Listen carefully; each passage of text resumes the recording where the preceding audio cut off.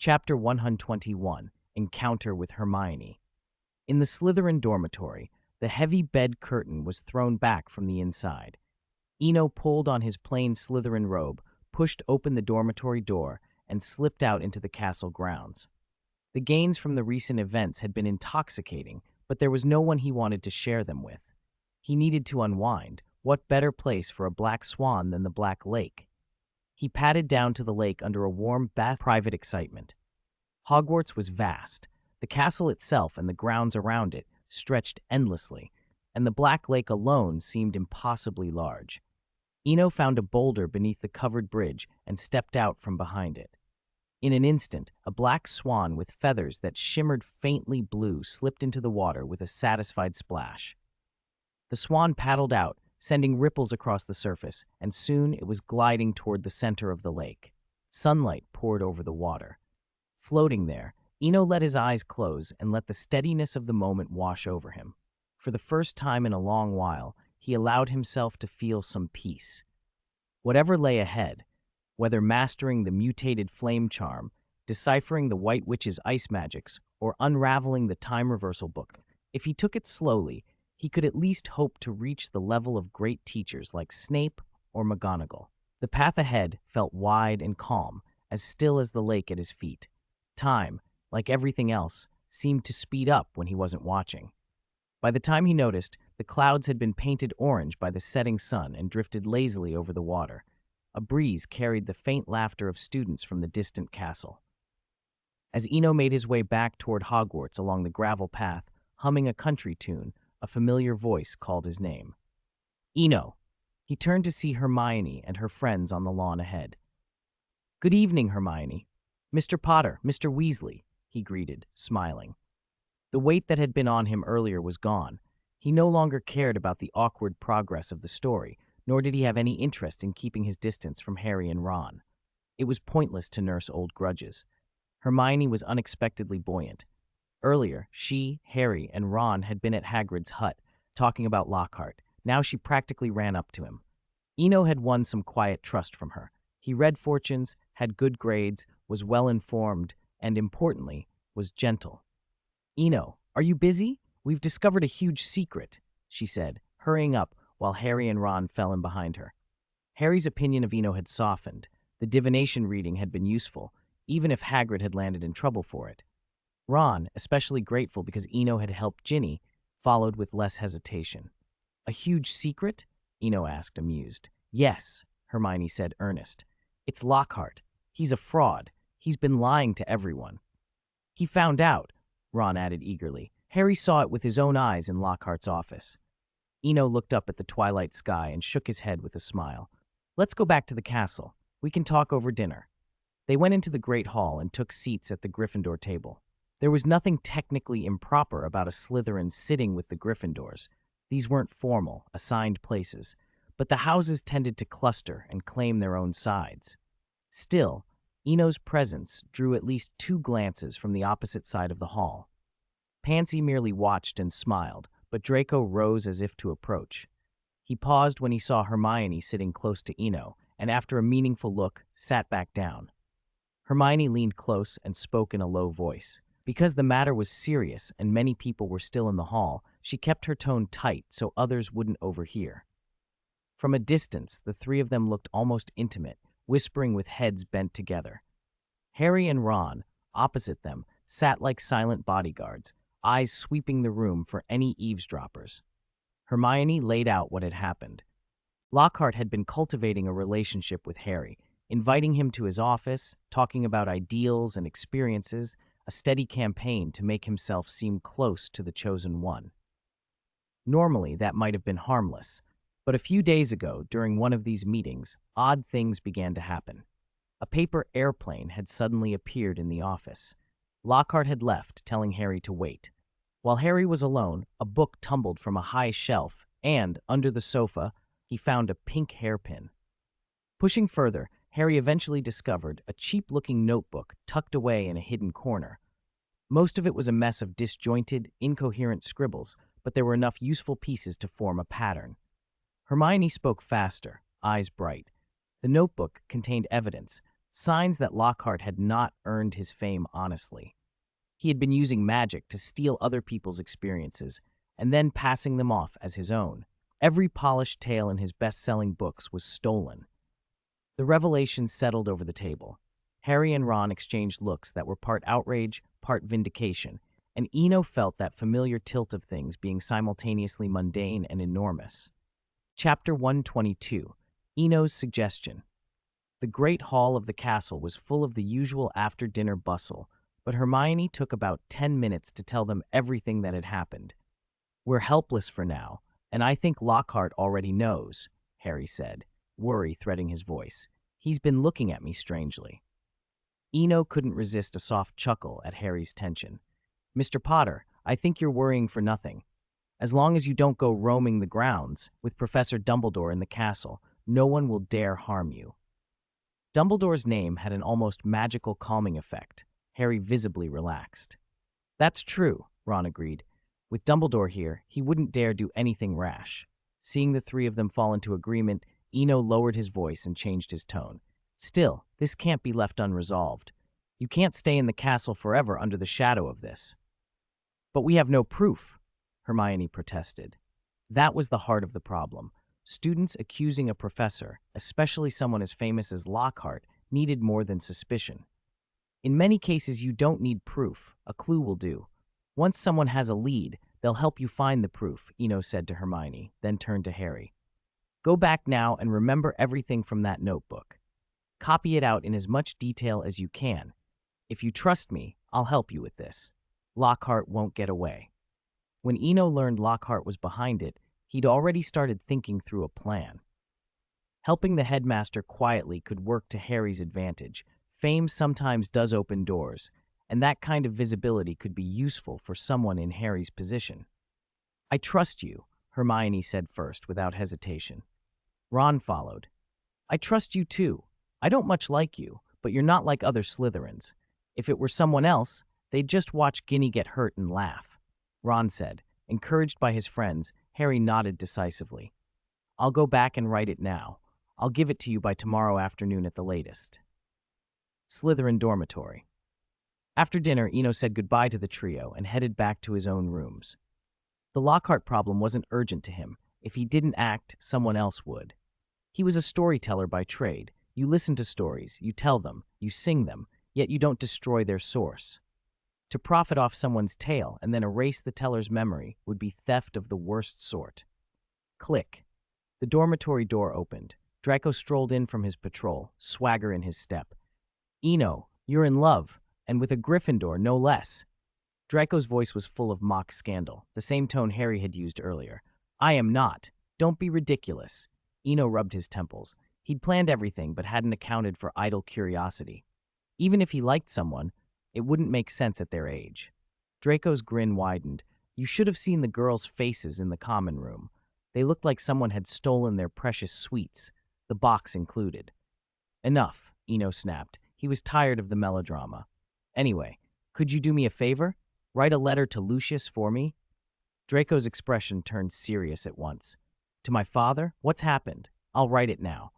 "Nothing major, but it needs to be arranged in advance," Eno said after a moment's thought. He decided to get Lucius involved.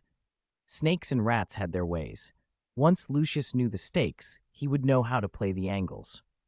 Even leaving Dumbledore aside, Lucius wouldn't refuse a chance to help someone who was being treated as a savior and who might provide useful leverage.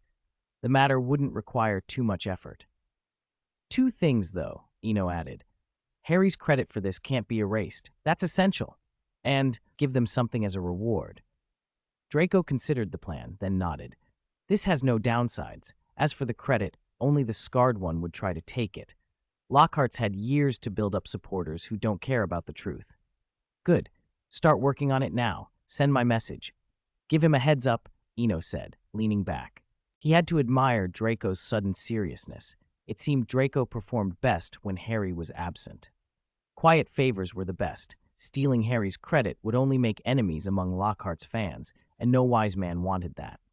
Draco moved to the desk to write the letter. Defense against the Dark Arts Office. Lockhart paced, a knot of anxiety tightening in him. He was almost certain his secret had been exposed.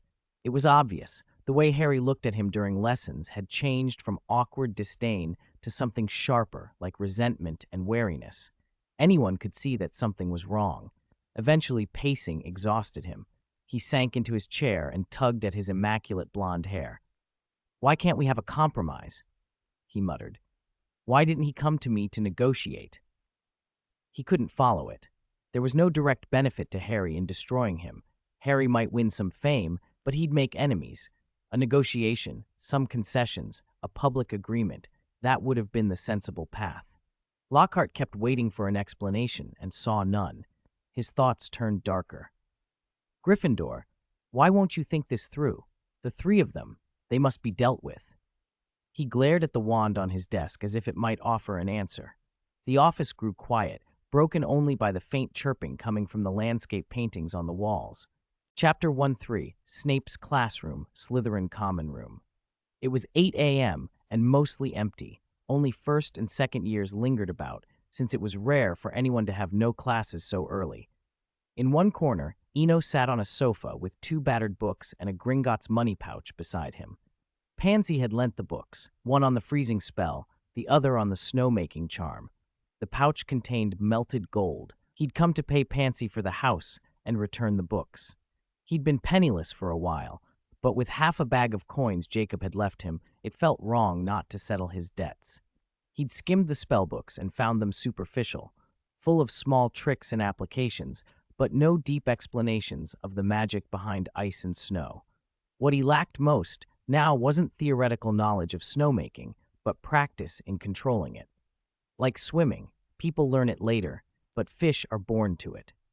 He planned to return the books now to avoid another awkward episode of borrowing something for months and then forgetting to bring it back. Upstairs in the girls' dormitory, a first year had just delivered a message, and Pansy hurried into her robes. Daphne, sprawled on her bed, looked up. "Aren't you going to put on makeup?" she asked, half amused. Pansy waved her hand. "No need. I'm not that mudblood from Gryffindor. Eno cares more about a girl's ability than her looks." Still, as she passed the dressing table, she idly picked up a bottle of perfume and sprayed a couple of quick spritzes. In the common room, Eno stood when Pansy appeared. "Morning. Sorry to bother you so early." Pansy smiled faintly. "It's fine. I don't usually sleep late. I wanted to catch you now before I forget." Eno set the books and the money pouch on the small table. "This is about 3 pounds of gold to pay back the house debt. Anything extra is interest. 3 pounds of gold, at the Gringotts exchange rate of 145 galleons per ounce, came to over 6,000, nearly 7,000 galleons. It was an unusually generous repayment. Property in Hogsmeade rarely sold through official channels. Pansy accepted the pouch without objection. "I'll take it. If you ever need it again, you know where I keep my Gringotts key." "In that case, thank you," Eno replied with a smile and handed back the 2 books. "I've read these. Thanks." Pansy took them, and after a moment, left. Watching her go, Eno felt increasingly that she was reliable, efficient, decisive, unpretentious. She reminded him a little of Professor McGonagall in her resolve, though softer in manner. The neatness made social interactions easy. Pansy's books returned. Eno checked his watch. It was 8:30, half an hour before first period. That left time for breakfast in the Great Hall. By the time he got back, potion class would be over, and he could return the Half-Blood Prince's notebook. The potions classroom was quiet after class, students filing out until silence settled again. Even though the door stood open, Eno knocked politely. Professor Snape looked toward the door, expressionless. When he saw who it was, a sneer creased his voice. "Humph, finally spare some energy for potions? Has Transfiguration become the new favorite? Mr. Swinburne, winner of the Best Newcomer Award." Eno winced. McGonagall must have mentioned him. Snape's mockery suggested as much. "Professor, I'm actually here to return a book," he said, deciding to be direct. He didn't want to risk borrowing and forgetting again. Snape's sneer deepened. "I take back what I said. So he can't spare any energy at all. How noble. Very well. Focus on your transfiguration." The sarcasm was severe, but beneath it there was something like acceptance. Lately, Snape's face had seemed a touch more alive. It was a private observation Eno filed away for later. "Professor," Eno said before turning to go, I copied everything from the notebook. I even went into Hogsmeade to buy advanced potion making so I could learn it properly." Snape paused, unusually quiet. He pointed to the desk on the instructor's podium. "Put it there. If that's all, leave." Eno set the notebook down but hesitated. "Professor, I want to learn how to brew Felix Felicis. It would be very useful." "Felix Felicis?" Snape began, then stopped when he saw Eno's earnestness. The professor's tone hardened into a teacher's firmness. "Learn how to process ingredients first." He listed the skills briskly: distillation, extraction, slicing, fermentation, purification, calcination, simmering. When you can do all of those properly, then come to me about Felix Felicis. "Understood, Professor." Eno nodded.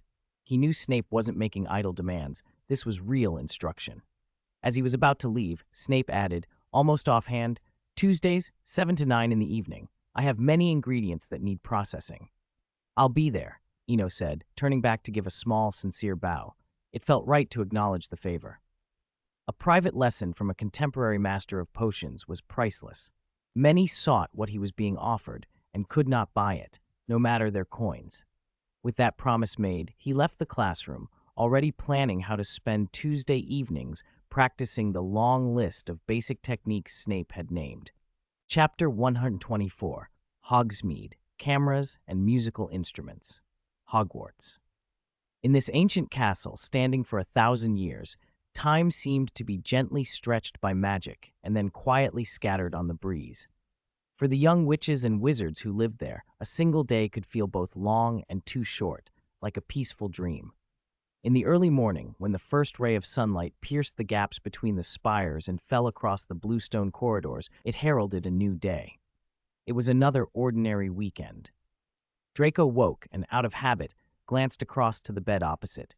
They had installed a delicate alarm clock in the dormitory at the start of the year, so he no longer needed to be responsible for waking anyone up. Still, a year's worth of routine made him look automatically. The other bed was empty. He thought for a moment, then smiled with understanding. He'd seen it the night before. Eno and Flint had been huddled together again, acting suspiciously. Hogsmeade. At 9 in the morning, after winding down a narrow lane, Eno returned to his little house. Tucked at the end of the alley, the two-story house stood as if time had forgotten that corner. The outer walls were a little mottled, but the more he looked, the more fond he felt of it. This was his home. Pushing open the door, he found the ground-floor living room spacious and bright, but a little dusty. The sofa and the old tea table were flecked with neglect. That was nothing unusual. He hadn't properly cleaned since school started over 2 months ago. "Scourgify," he called, waving his wand. The spell swept through the room and left everything immaculate. He climbed the stairs to the second floor, where the bedroom and study were combined. Stained glass windows let the sunlight spill in, warming the little space into a quiet harbor. He took down the blue bellflowers from the sill. He'd put them there during the summer, and by now they were long withered, and, content with the room, pushed the window open to let more daylight in. He sat back slowly, and a rocking chair fashioned of ice and snow rose up from the floor behind him. Sitting in it, he basked in the autumn sun. The reason he'd come to Hogsmeade today dated back to yesterday. Eno had received a letter from Mr. Dervish saying his custom instruments were ready. Since the next day would be the weekend, he'd borrowed a pass from Flint and come down to Hogsmeade that evening. He'd simply come early. At 8 that morning, he'd stopped at Flourish and Blot's to collect everything. 10 instruments in total, among them a sharp, one-handed sword and a large box camera. Now they all sat quietly in his sanctuary. The camera was especially notable. A late 19th century wooden folding plate camera, modestly named the Junior Sanderson camera, with a plate size of 6 by 4.5 inches. Made of teak or mahogany, it was antique and had been given to him as a free gift. He couldn't be picky. Dervish had only required that it be usable, and had accepted it, more reluctantly than he let on, under Dervish's teasing look. Basking in the sunlight, Eno thought of what might have been. If he'd bought a camera earlier, how many faces and moments he could have preserved. Old John, the White Witch, Bjorn the Skin Changer, the Grimm brothers. His thoughts drifted and ebbed, and he closed his eyes, enjoying the quiet. Time passed without him noticing. Outside the window, the village gradually grew livelier. Third years and above, having slept and eaten their fill, were now spilling into Hogsmeade in groups to play. The faint, noisy chatter made him open his eyes. The sun had shifted to the southwest. It was probably mid-afternoon. Alas, time to go back. Next year will be better, he sighed and rose. He'd paid for the weekend pass, and Flint had guaranteed it was valid until curfew, but he'd finished what he needed to do. Before leaving, he forced down a mouthful of the nauseating polyjuice potion and then made his way back toward Hogwarts. Slytherin dormitory. Eno set his cup down and drank a third of the honey lemonade in one gulp, then looked at Draco. I'll tell Potter to keep his temper in check for now. Has Uncle Lucius confirmed everything? It's confirmed, Draco said. There are still 2 victims left, a bit far away, so it'll take some time. The corner of his mouth lifted in a small, impatient smile. The idea of Scarhead's expression when the truth came out made him quietly pleased. It would be a reminder that being friends with the redhead had been foolish. Then Draco's smile faded. A letter from home had told him to mention nothing of the matter, not a word. He was to act as if he knew nothing. Eno watched Draco's expression shift, but focused instead on Lucius's efficiency. From sending the initial message to collecting conclusive evidence had taken only 3 days. Lucius had found the proof, and instead of confronting matters himself, had passed it to Harry through a third party, Eno himself. Lucius's maneuvering was smooth. He'd made Eno the intermediary, which meant Eno now owed him a favor. Eno understood the tactic. He had brought the matter to Lucius, who had handled it, and then returned the responsibility to Eno. Lucius didn't take advantage of the situation directly. He simply created a debt and left Eno holding it. For a moment, Eno couldn't fathom why Lucius would go to such lengths. Making him indebted would cost Lucius some goodwill with Harry. Then, after a beat of thought, the intention behind the move became clear. Eno sighed softly and turned to regard his blithe, foolish roommate. Draco, you really do have a good father, he said. My father has always been good, Draco replied, bewildered but proud. He truly believed his father had always provided for him, meeting reasonable requests and even considering the absurd ones before finally refusing. He beamed with the self-satisfaction of a boy confident in his inheritance of favor. Chapter 125, Innate Grace, Transfiguration Club Evening on the 3rd floor of the castle. A cold, deserted corridor 100 meters long, with no classrooms, no professors' offices, not even a decent room. Apart from the first couple of weeks of term, when a few energetic new students wandered about, this stretch had become a veritable no-man's land. Sometimes even Filch didn't bother to come up here. There were plenty of similar dead corridors elsewhere in the castle, but that wasn't the point.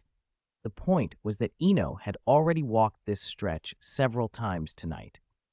Today was the meeting of the Transfiguration Club. Despite everything that had happened to him in the short week since term began, even the whole episode with the other world, Transfiguration was something he paid close attention to. Transfiguration was the closest thing to the essence of magic. Elemental transfiguration was crucial to his plans. Ice and fire would need it to reach their full potential. A flame of salvation and hope that couldn't be controlled, that couldn't be shaped into a protective shield or directed at will, was little better than a hearth fire. No one would stand foolishly in the flames. In the original story, he loved the prophet with different colored eyes, standing amid blue flames like an elegant conductor, waving his wand and composing a grand movement.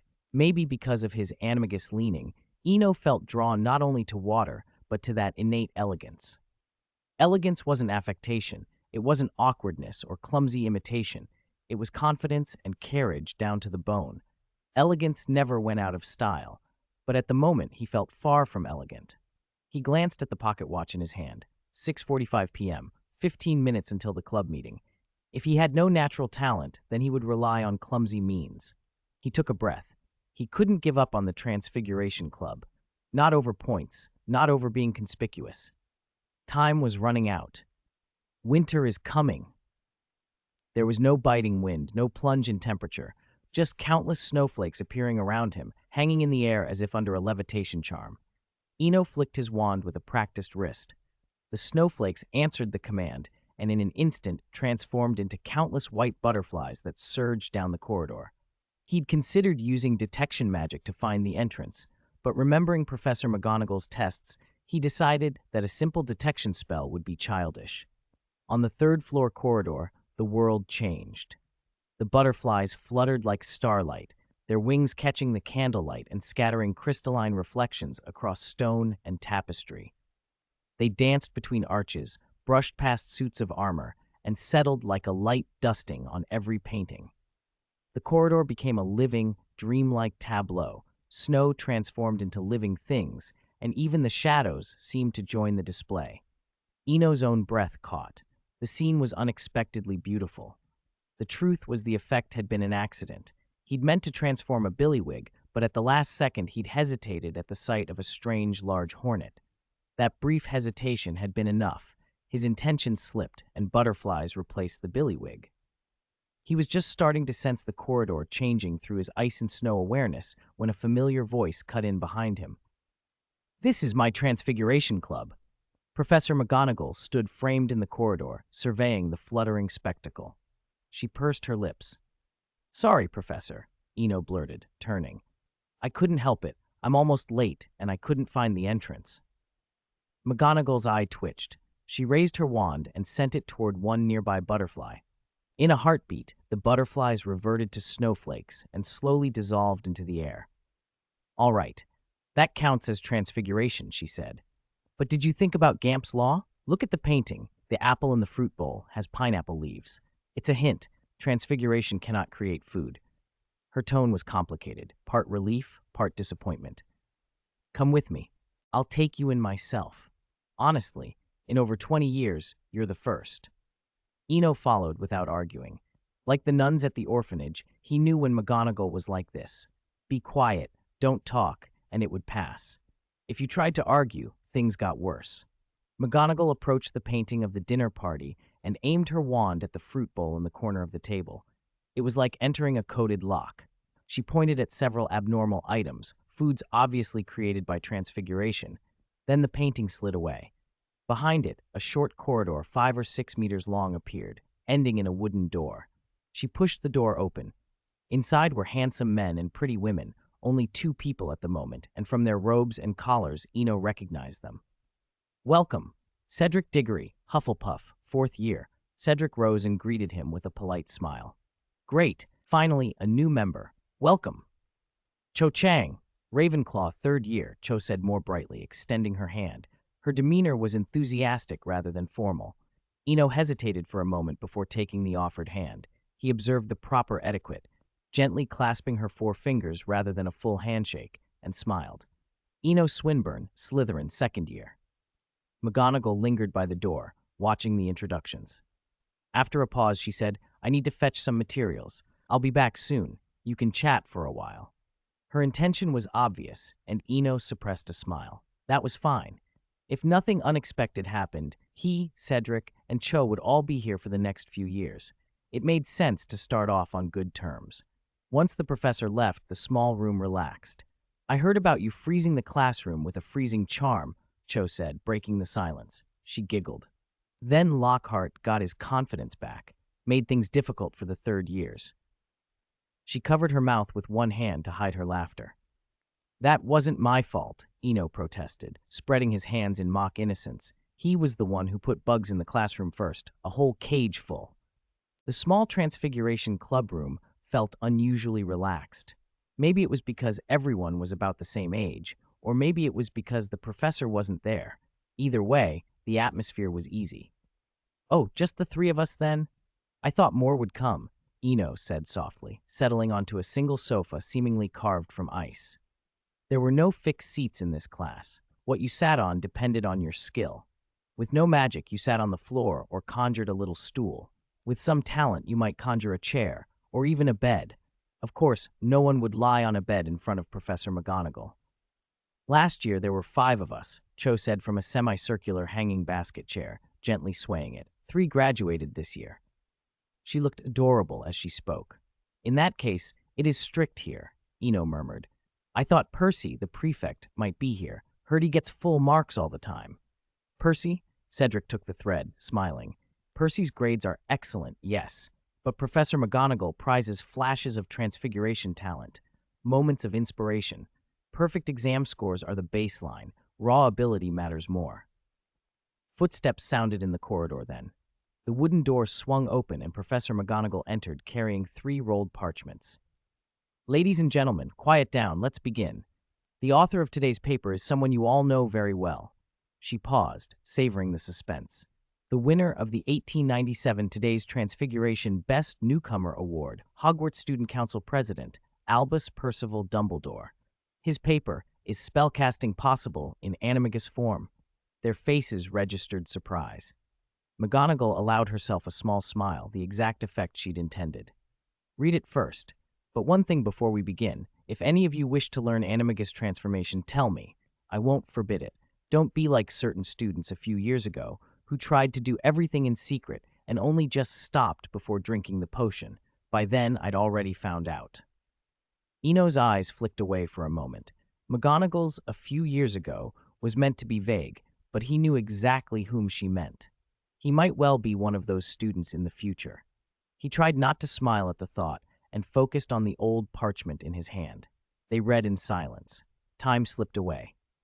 Half an hour later, McGonagall clapped her hands lightly. All right, tell me your thoughts. Don't worry about theory or strict logic. Be wild. Absurdities are welcome. Silence stretched. Then McGonagall prompted, Eno, why don't you start? You're the only newcomer in recent years to win an award. Set the example. All right. Eno stood without a trace of stage fright. I think Professor Dumbledore's paper is feasible. Where does magic come from? If magic were learned only later, there wouldn't be muggles at all. I believe magic has roots in bloodlines, an innate talent.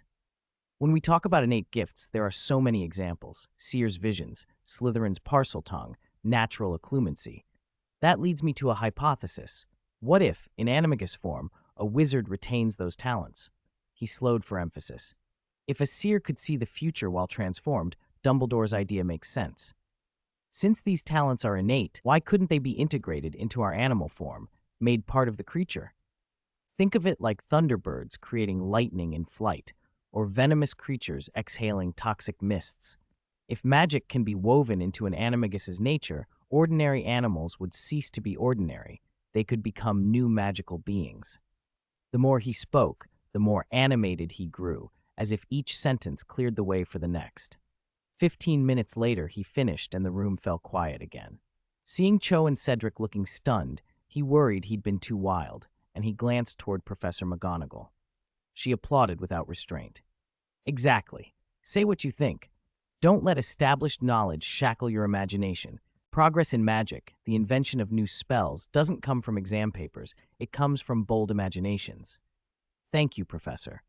Sometimes when inspiration strikes, I don't even know where I'm going with it, Eno said, modest. This isn't just a classroom. It's a clubroom, McGonagall replied with a smile before growing serious. But remember Adalbert Waffling's first law of magic. Tamper with the deepest secrets, the source of life, the essence of self, and be prepared to face the most extreme and dangerous consequences. Eno nodded solemnly. I will remember, Professor. Good. McGonagall turned to Cho and Cedric. Who's next? We've only a little time. If we can't finish today, we'll continue next week. Around 9 o'clock, with an hour until curfew, the 3 of them walked the 3rd-floor corridor together. That was wonderful, Cho said, stretching lazily. I'm looking forward to next week. Me too. I learned a great deal, Cedric agreed. In learning, thinking and discussion are as important as practice, Eno said softly. They split at the end of the corridor, each heading for their common rooms. Cho went up the staircase. Eno and Cedric went down. Cedric had been quiet most of the way, apparently hesitating to speak. Eno, reading the situation, simply smiled. I'll go the other way. Good night, he said lightly and walked on, leaving Cedric to his own thoughts. The corridor under the castle twisted like a narrow tunnel, torches along the stone walls throwing up a dim, restless light. Eno walked alone toward the Slytherin common room, his mind still turning over the theory they had just discussed. He was also working out a way to test Dumbledore's hypothesis. It wasn't complicated in principle. Find an object like the Mirror of Erised, transform into a black swan, and see whether an item that peers into the mind would react to an animagus. If the object froze, it would mean the White Witch's ice and snow inheritance wasn't tied to the human form at all. Find the right avenue, study it thoroughly, and the black swan might become something entirely new. Lost in thought, he reached the hidden entrance. "Pure," he called. At the sound of the password, the wall slid open, revealing a narrow passage. It was 9:30, prime time in the house common rooms. Slytherin was no exception. The house's arrogance was aimed at the world outside. Within its walls, they were a rowdy, opinionated crowd. In one corner, Draco sat on a chair, all animation and long gestures, surrounded by a cluster of younger students, mostly first to third years, their attention glued to every word.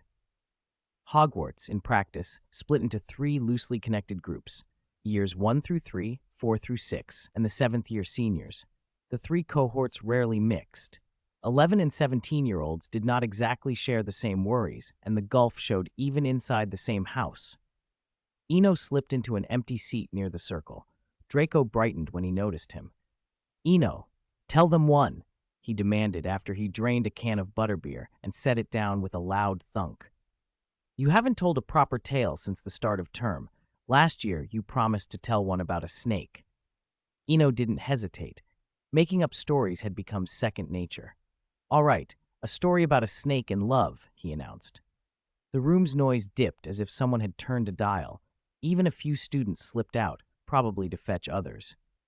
Eno didn't notice at first. His mind was racing, pulling together fragments that might fit the Slytherin taste for melodrama and romance. About 600 years ago, in a remote farming village in medieval France, there lived a young man named Leon, he began. Half-blood, but he made his living as a coward. One day his favorite cow stampeded into the deep, dark forest, and Leon chased after it. He found the cow by a pond, and there were 2 young women bathing there, pure bloods from the Angus family who owned the woodland manor. They were beautiful and otherworldly. Leon was smitten with one of them, Anne, and in time they fell in love. But Anne's sister, Anna, was watching. She was jealous. She wanted Leon for herself. To get her revenge, Anna cast a terrible blood curse. Anne would gradually become an emotionless viper. Eno leaned into the cadence that always made his listeners hang on the next word. He was riffing on the opening of an old Eastern tale and grafting on the tragic elements of the White Snake legend. The sisters, the betrayal, the curse, Slytherin appetite for forbidden romance was well catered to. As the curse grew worse, Leon could not bear to see Anne hurt the townspeople. He took her, now part snake, and fled to a lonely island to live in exile. Their devotion was so fierce it moved the goddess of love, Venus, who granted one reprieve. On every Valentine's Day, the curse would lift for a single day. When he trailed off, applause broke out.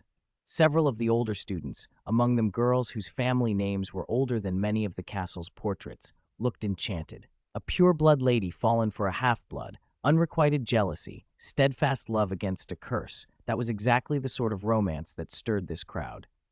"On the house," someone shouted, and a clink of coins followed. A voice, a little rough with drink, spoke up. "That was wonderful.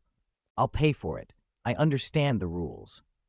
Eno looked up to see Mina Burke, a 7th-year prefect and a member of one of the Sacred 28. Before he could say anything, a scatter of galleons and sickles covered the table. The gesture spread. Young Slytherins fished coins from pockets, the pile growing until the tabletop gleamed. "Wait, no, really, keep it," Eno said quickly, waving them off. "This one's on me. I promised it last term and finally did it. Take your money back." Relief and a little sheepishness rippled through the room as people retrieved their coins.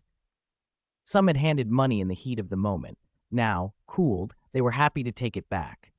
Refusing the money earned Eno a quiet goodwill from several of the older students who watched with a new, appraising interest. He hadn't refused because he wanted praise.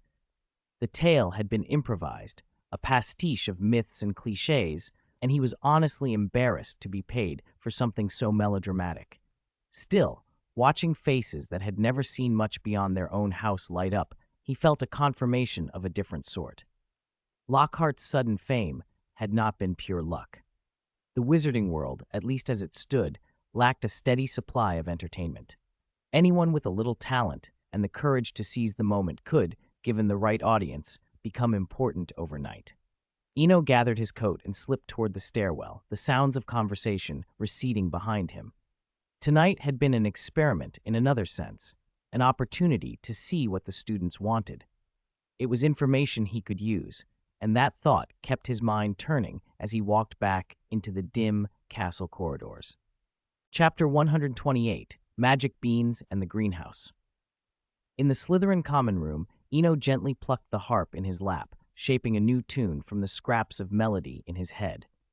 It was nearly December, and after the Christmas break the second half of the House Quidditch Cup would begin. He did not have much time. After half an hour of steady composing, he set the harp down. Draco's face hovered in front of him, hesitant and expectant. "If you've got something to say it. If not, go to sleep obediently," Draco prodded. Unlike Cedric, Eno didn't need coaxing to ask Draco a question of his own. "Eno, your story isn't finished. What happened to Leon and Annie's child? Rick can't have stayed on that island his whole life, can he?" Draco's voice brimmed with confident analysis. Eno laughed aloud. Of course, Draco had been waiting for him to continue.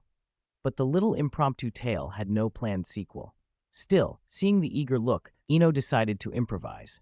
Later, Rick slipped off the island behind his parents' backs. He grew to look so much like his father, Leon, that by coincidence he fell in with his young, beautiful but wicked Aunt Anna without realizing who she was.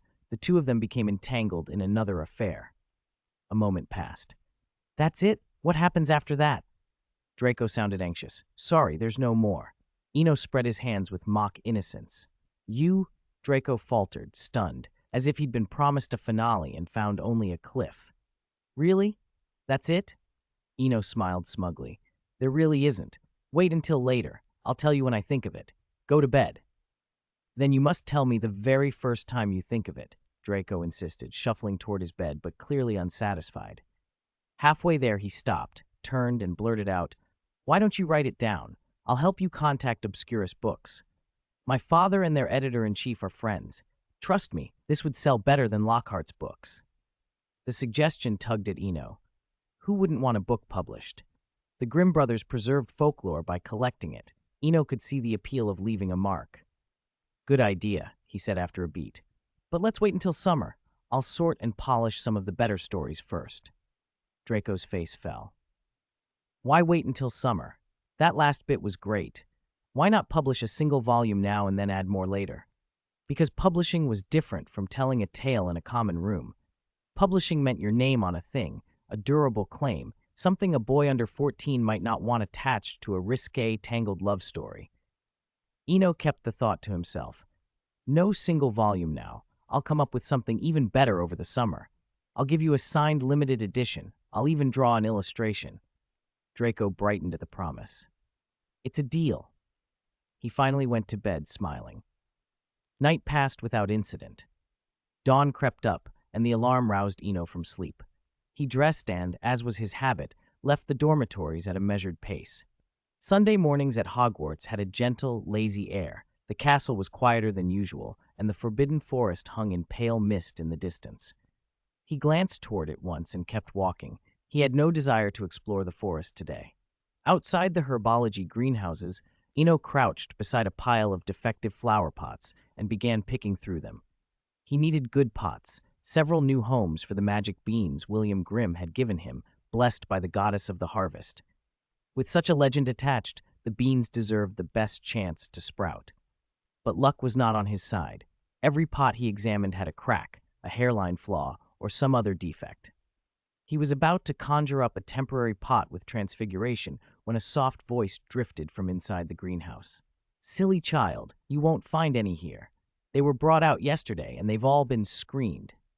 Eno looked up. "Good morning, Professor Sprout." Pomona Sprout recognized him at once. She might sometimes forget names. Hufflepuff had so many students this year, but she had a steady impression of him. Earnest, fond of herbology, one of the good ones. "Come with me," she said. "Greenhouse 7's leaping toadstools need soothing. Help me with them, and I'll give you a few new pots as payment, if you're willing." Of course, it would be an honor, Eno agreed without hesitation. Pots were useful, but the chance to win Professor Sprout's favor mattered more. If he was going to plant magic beans, He wanted her guidance, and he was particularly keen to learn how she could sense a plant's needs so easily by waving her wand over the soil. Greenhouse 7's door slid open to a riot of motion. Dozens of leaping toadstools bounced about as if they'd been shaken awake. These magical plants looked like hyacinth clusters, but were extremely active, hopping off rims and scattering soil if not calmed. Professor Sprout hesitated, then smiled. "You can call me Pomona if you like." "Please call me Eno," he said quickly. He had noticed she sometimes struggled with names. He wanted to ease her awkwardness. "Do you know how to soothe them?" she asked. Eno hadn't seen the plants since class, but he'd read up on them. "Give the mature ones a little fire. They like warmth and bright light. For the immature ones, you pick them up and press them gently into the soil." "A perfect answer," Pomona said, beaming. "If this were in class, you'd get extra points." She genuinely appreciated students who took herbology seriously. After all, it had been unfairly ranked low by some mischief makers who treated it as a lesser subject, below history of magic and astronomy. She liked nothing better than a pupil who cared for living things. They moved into the greenhouse together, and the morning settled around them, full of small, practical magic and the quiet satisfaction of work about to be done. Chapter 129, Flame of Hope and Popping Bulbs. Greenhouse number 7 buzzed with activity, full of restless, bouncing bulb stems. Under Professor Sprout's watchful eye, Eno drew his elder wand. Incendio, a ball of fire, no bigger than a fist, sprang to life at the tip of his wand, a bright, hopeful flame. Before he could process what had happened, an extraordinary scene unfolded. The chattering bulb stems fell silent, as if listening. Then, as if newly aware, they began to move in unison toward the flame. Like tadpoles seeking their mother, or ants relocating a colony, they flowed neatly and purposefully. In an instant, every bouncing bulb stem in the greenhouse had gathered at his feet. "Amazing magic!" Professor Sprout, who had been silent until now, exclaimed.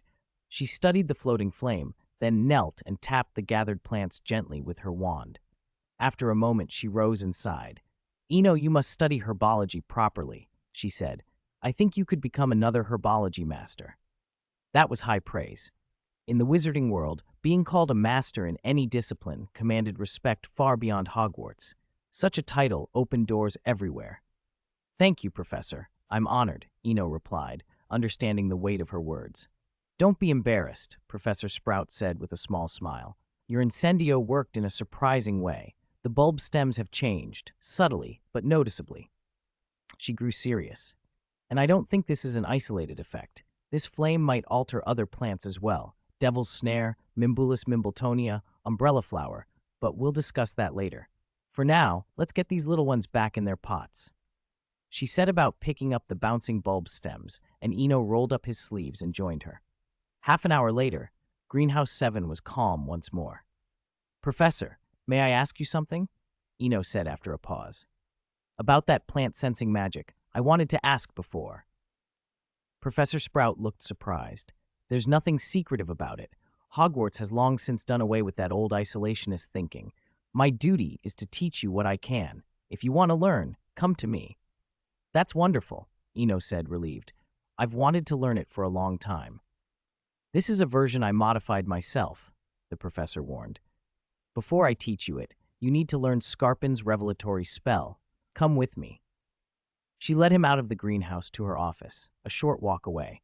The herbology office was simply furnished: a large desk, a matching chair, a floor-to-ceiling bookshelf, and a wooden couch, but it was full of life. Potted plants lined every surface, filling the room with fresh, garden-scented air. Professor Sprout rifled through the bookshelf and produced a yellowed notebook. "Here, this contains my modifications of Scarpin's revelatory spell. Take it and study it. If you have questions, come to me. It's not a dangerous spell." Eno accepted the notebook with both hands. "Thank you, Professor. I'll study it carefully and keep it safe." Professor Sprout nodded. "If you don't mind, come to Greenhouse 7 more often. I want to observe these altered bulb stems." After a moment's thought, Eno agreed. "No problem. I'll visit every Saturday afternoon." It was a fair exchange. The spell wasn't a unique relic. Other wizards might simply call it a modified incendio and move on. But the chance to continue working with the plants and to learn from a teacher like Professor Sprout was worth the commitment. Meow, meow, meow. Thanks for the support, everyone. Xiao Di finally finished typing before 7 o'clock. Chapter 130, Library Instant Messaging. After leaving the herbology greenhouse, Eno headed straight for the library. Sunday mornings shouldn't be wasted. It was the perfect time to look up information on the Scarpin's Reveillespell. Madame Pince sat at her desk as usual, quietly reading. Unless something urgent happened, she would read until noon. Respectful of her concentration, Eno did not greet her. He picked a few volumes from the charms section, found a favored corner, and settled down to read. Today's greenhouse lesson had put charms back at the top of his list. It was a bit like a bear picking up corn, dropping it and picking it up again. But coming from an orphanage with no strong foundation, this was the only way he could learn. Slower and clumsier, but steady and without detours. He sat by the window, absorbed in a 6th-year standard book of spells. Someone had taken the seat opposite him.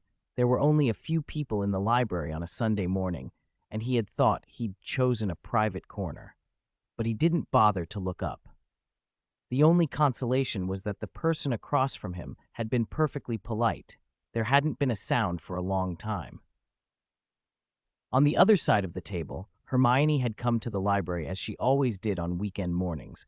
Her dormitory was too noisy to study in. The sunlight poured through the old stained glass windows, scattering light across the quiet room. By the window frame, a black-haired boy sat, his amber eyes intent and deep as he read. The sunlight rimmed his profile like a faint gold, and the gentle rustle of pages turning blended with the hush of the library into a quiet, harmonious melody. Hermione, enthralled, couldn't resist a closer look. She walked over and sat opposite him, resting her chin in her hand and letting herself enjoy the moment for a breath. It was hard to say how long she had been watching. When Eno closed his book, he found her looking slightly dazed. He reached out and waved his hand in front of her face. "Bang!" he said, tapping lightly. Hermione startled, and her chin slipped against the table with a small thud. She glanced around, making sure Madame Pince hadn't noticed, and rubbed where she'd bumped herself. Eno stifled a laugh. It was almost unbelievable to see the brave, competent Hermione from the original story with such an adorably clumsy side.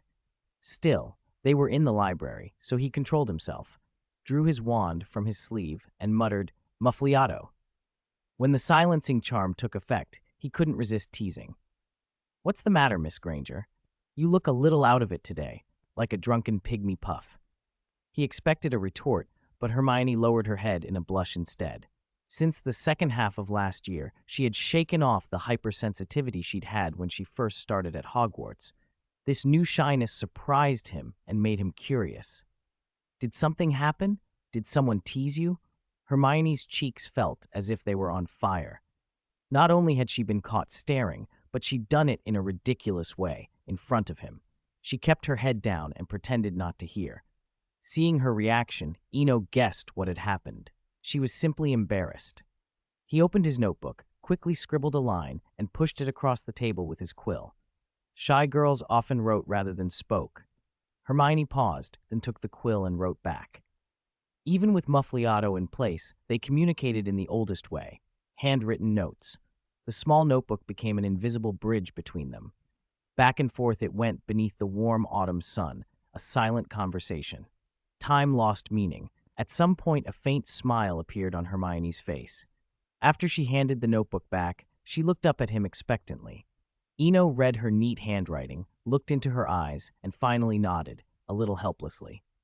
Time passed until the sun reached its zenith. At noon, Eno rubbed his stomach, closed his book, and went to Madame Pince's desk to check out the ones he hadn't finished. Hermione had left half an hour earlier. As he approached, Madame Pince looked up with a spark of amusement. "I saw it all. You and that Gryffindor girl, passing notes like instant messages. But I did the very same thing 20 years ago." Her tone was almost triumphant, like someone delighting in an old shared secret.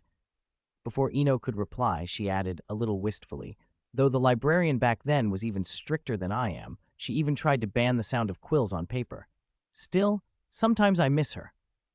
Eno set his book down and offered a small piece of advice. Time's purpose is to let us enjoy the scenery along the way, not to dwell on the past. He smiled and then, teasing, added, "But you're strict too. Remember last time, when that Ravenclaw sneezed?" "Was that a sneeze?" Madame Pince cut him off sharply. "Merlin, it sounded like thunder. If I hadn't sent him away, I wouldn't be doing my job properly." Tucked inside the book he had just returned to the cart was a small note in Eno's handwriting. He'd planned to share little bits of Hogwarts lore every now and then. The note read, "That's all for today. Xiao Di plans to share some official HP knowledge every day from now on, starting with fantastic beasts. Pygmy Puff, appearance, looks like an underdeveloped piglet, short legs, a long tail, and squinty black eyes. Characteristics, terrified of pure white dogs, even if the dog is a transfiguration. Chapter 131, The Growing Study Group Time, like the Gryffindor hourglass in the Great Hall, drained grain by grain, with Professor Snape's help making each moment feel heavier." December arrived, and the castle stirred. Christmas was fast approaching, a festival everyone looked forward to. The summer break could be bittersweet for seventh years facing farewells, but Christmas offered something else: communal joy. In the Slytherin dormitory, after cleaning their room with a scouring charm, Eno sat to the side watching 3 brand new clay pots on the table. Planted inside were the magic beans William Grimm had given him. It was odd. William had handed over half a box, 163 beans, but when Eno used Scarpin's Revel-a-Spell to test them, only 3 showed signs of life. It struck him as curious. The tavern had mentioned 3 legendary tales. He'd traded 3 magic beans with William. 3 were burned in the tower, and now 3 were alive again. Everything in that magical world seemed to come with a price tag. Maybe, Eno thought, if you discovered the hidden cost and followed a reasonable rule, any world could be mined for treasure.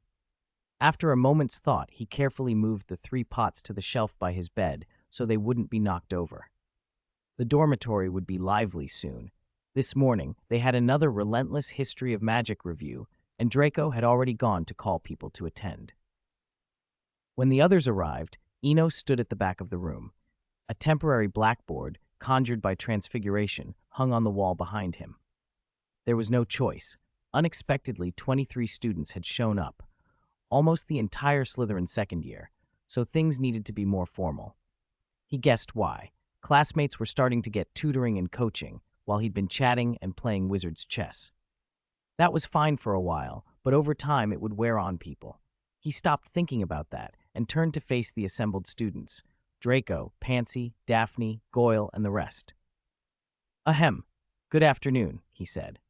"Although many of us know each other, some are here for the first time, so I should state the purpose of this gathering." He turned and wrote 2 words on the blackboard: correct learning, independent thinking. Then he looked back at them in turn. "Why do we study history of magic? Does it have real educational value? I'm sure everyone here has asked that. Listening to a ghost professor drone on feels like a waste of time. Sometimes you almost want to cast Stupefy on yourself." The joke loosened the room. When attention returned, he cleared his throat and went on. "Why study history of magic? My answer is this: history is like an axe. It can split the frozen sea inside our hearts. We all hunger for thought, for knowledge, to grow stronger and maybe find peace. But first, we must be able to think for ourselves." Pansy raised her hand. "Miss Parkinson, please speak," Eno said with formal courtesy. "I'm curious," Pansy asked. "Do we really lack the ability to think independently?" It was the question everyone was thinking. Eno smiled and applauded lightly. "Excellent question. What is independent thinking? It means not blindly believing anyone or anything. We must examine those around us, the ministry, even the entire era, with a critical eye. And what trains that ability? History of magic. Now everyone, turn your books to page 167 of Modern History. Professor Binns lectured today on a wizarding movement from half a century ago." Concentrated study made the hour fly. Eno's review class covered the major events from 1926 to 1945 and the ideological shifts among wizards across those 2 decades. "All right," he concluded. "That wraps up today's review. Don't forget Professor Binns' essay assignment." He dispelled the transfigured blackboard, and the students filed out. Only Pansy and Daphne lingered, and Draco, who had reached the doorway, turned back and remained as well. Once they were alone, Eno relaxed, propping himself up on his bed against the duvet. You three. All right, not Draco. What startling thing do you two have to say? Say it quick while I have the energy. He'd gotten used to the little serpent's reckless theories since the Goblin Rebellion discussions. They tended to be extreme. That was why he deliberately pushed for independent thought in today's review. Ha! Look at you. Not even half a term and someone's already tired of us. How tragic, Daphne teased, covering her chest with her hand in mock heartbreak. Stop it, Eno muttered, rubbing his temples. Daphne flopped onto his bed without ceremony, while Pansy stayed composed. She always kept basic decorum. Pansy, anything on your mind? Pansy's voice was unusually earnest. Eno, you spoke about independent thinking. I tried to think about our future, and I can't see one. From modern history, from the International Statute of Wizarding Secrecy in 1692, the places where we lived have been shrinking. A flash of agitation sharpened her gaze. Why are we always retreating? Since the statute was signed, Greater Manchester, Yorkshire, Derbyshire, Hertfordshire, those wizarding communities vanished. Now the British Isles are left with only Diagon Alley and Hogsmeade. We've always been shrinking, always fleeing. But after what you just said about that movement from 50 years ago, I thought it through on my own. I think I've found the answer. Hearing that, Eno felt like bolting for the door. Encouraging independent thinking had calmed some of his fellow Slytherins, but it had also pushed Pansy into another wild theory. It was like suppressing one problem only to have another pop up. None of them were easy to deal with. The atmosphere in the dormitory had gone a little heavy. Eno kind of regretted starting the study group. It was supposed to be a simple review session, but it always turned into something like a secret meeting, and someone inevitably voiced a shocking opinion. He was glad they were meeting in the dormitory, where there were no portraits on the walls. If they'd chosen another place, even the room of requirement, Dumbledore might have shown up the next day to offer his warmth. Now wasn't the time to think about that, though. Pansy had already gone a bit off the rails, and he had to take responsibility for bringing her back on track. He decided on a firm, corrective talk. Honestly, your idea makes a lot of sense, but you've missed a crucial factor. He held out a hand, signaling for Pansy to sit so she wouldn't stay wound up. Do you remember the Goblin Rebellions? Why did the goblins finally compromise? Because, overall, their strength was inferior to the wizards. Even if they took the upper hand at first, the clever goblins could see they couldn't win. Goblins are intelligent. Do you think wizards aren't? Why did we step back? Why did we compromise? Because we couldn't fight the entire Muggle world. During the medieval witch hunts, if a Muggle child had a magical outburst, parents sometimes handed them over to the gallows. Eno used the witch hunts to steer Pansy with hard facts. Why did the four founders establish Hogwarts? Before the Book of Admittance and the Quill of Acceptance, magical children from Muggle families often had only one fate, being handed over for a few blood-stained coins. If that continued and no new population joined, relying only on the pure-blood wizards of the British Isles to reproduce would have made the magical community tiny and unsustainable. As he explained and analyzed, Pansy gradually calmed. Eno, thank you. I think I understand now. It's pointless to do anything when the powers are so unequal. She sighed, apparently having genuinely grasped the issue. Then she surprised him with the next line. But next year, I plan to take Muggle studies. Will you help me study for it? Looking at her determined face, Eno felt helpless but responsible. With how things had gone, he couldn't walk away. All right, we can review together next year, but just the two of us. Don't bring so many other people next time. Then it's settled. Pansy's lips curved into a small, bright smile. The dormitory door slammed. Bang! And the room fell completely silent. Eno flopped back on his bed and finally enjoyed the long-awaited relaxation. Time passed in that quiet, peaceful way. Pansy's being a bit foolish. Draco, who had been quiet until then, suddenly remarked offhand. Do you have another shocking idea? Eno muttered, closing his eyes. If he had to do this all over again, he'd definitely go to Hufflepuff, live with the little badgers, eat and sleep, and tend flowers in his spare time. How pleasant that would be. I have no ideas, Draco said in a tone so calm it sounded like he was talking about the weather. But I know everything needs matching strength. When I used to run into Scarhead and the Weasley, All I could do was curse at them. Ever since I made a scene with them in the dueling arena last time, they step aside when they see me now. Eno breathed a little easier. He'd been a bit wary of the little snakes. No ideas are best. Study hard, do well on your exams, and don't disappoint Lucius. I will study hard. Draco nodded firmly, then brightened. Eno, can you teach me a few more spells? That's today's coding done. Xiao Di plans to share some official HP knowledge every day from now on, starting with Fantastic Beasts.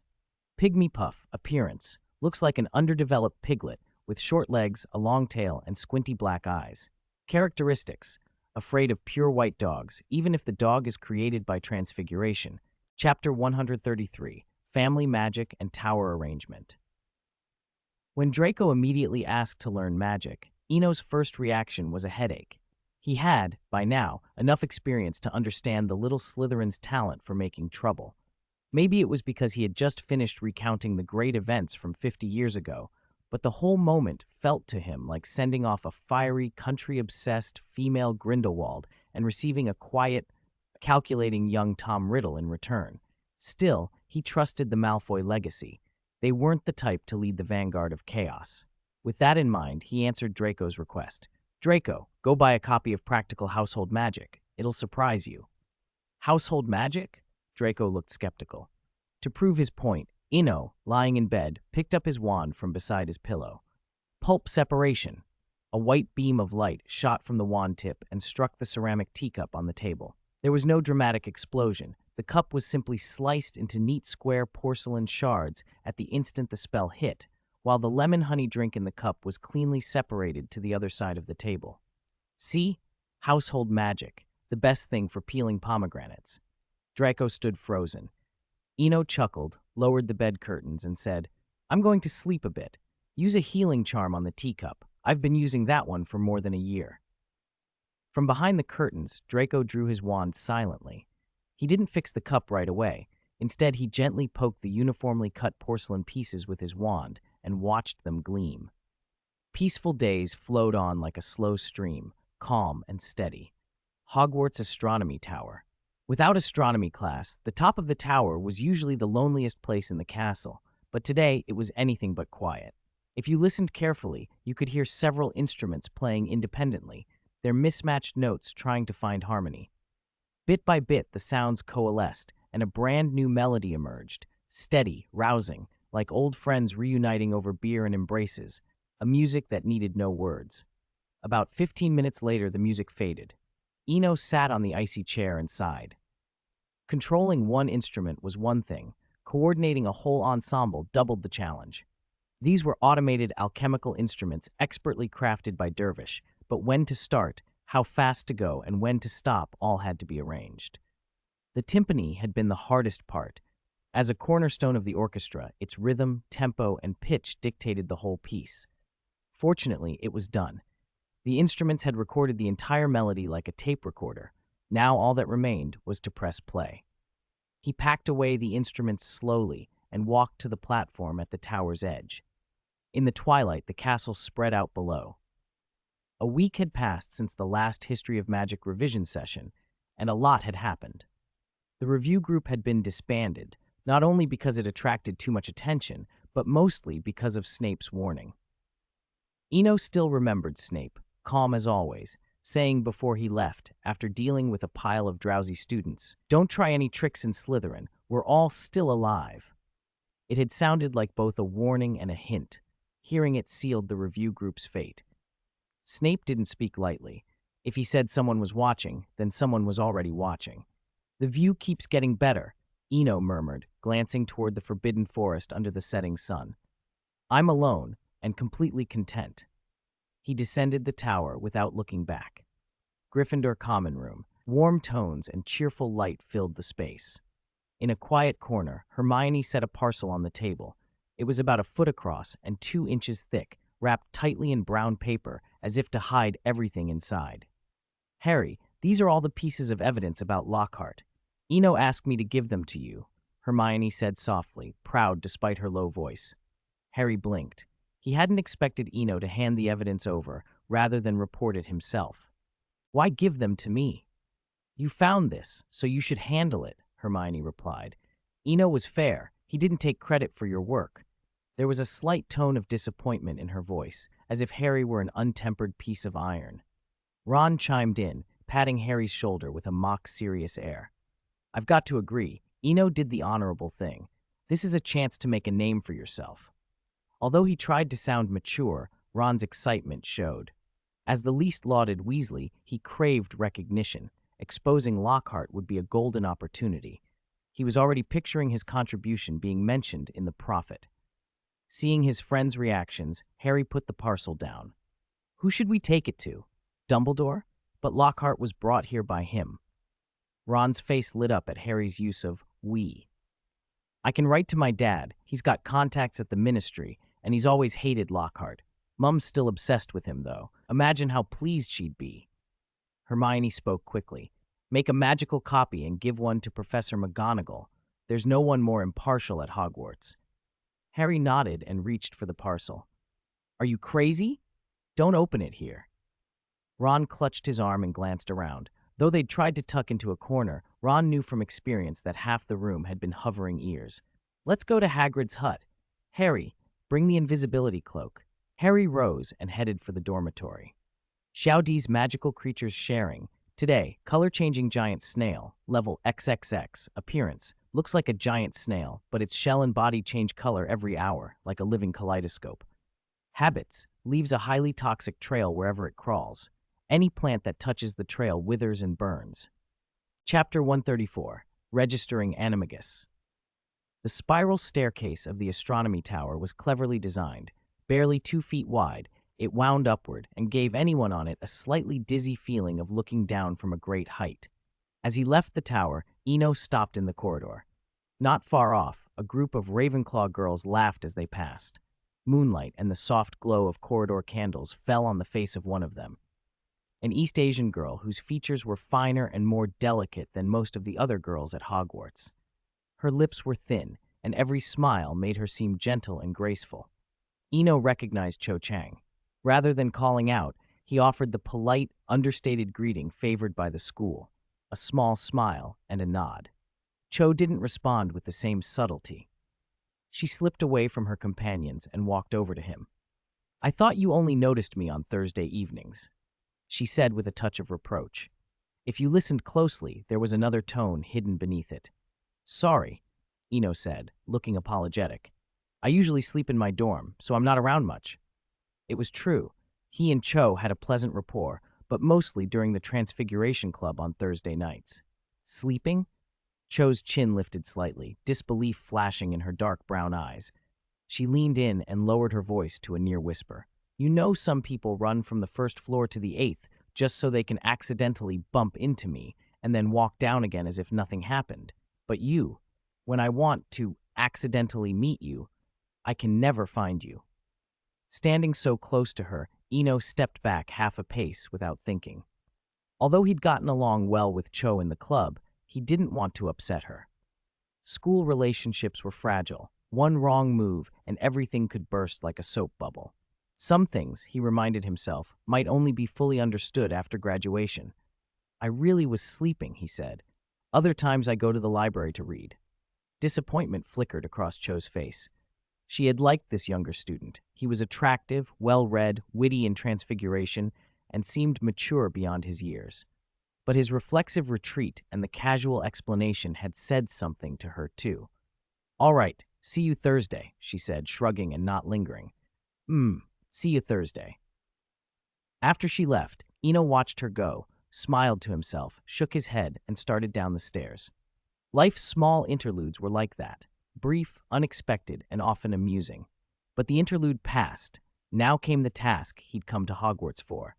He needed to find Professor McGonagall and arrange to register his animagus form. He'd thought about it on the astronomy tower. Keeping his animagus secret had its advantages, but it was getting tiresome. He couldn't properly enjoy swimming in the water as his swan form, and testing spells while in his black swan form required extreme caution. Hiding the form seemed to offer only one real benefit. It might make escaping Azkaban easier. Who spent their days planning prison breaks? If that ever happened, he could always hide in the sanctuary and wait until he was a legendary wizard before coming back out. While he waited for a moving staircase to align, his thoughts wandered. If the sanctuary could protect items like the ice flower he'd planted or the transfigured owl McGonagall had given him, could it hold living creatures? Neither the flower nor the owl had been truly alive in the fundamental sense. If living beings could be brought inside, could wizards be brought in? Whole fantasy worlds? He let his imagination run wild. Wizards on broomsticks guarding Helm's Deep, the siege of Minas Tirith, orcs and trolls clashing with men and beasts, thestrals dragging at Nazgul. The images made him grin, and before long he was at Professor McGonagall's office. He lifted his hand to knock, but the door opened from the inside and 3 students filed out.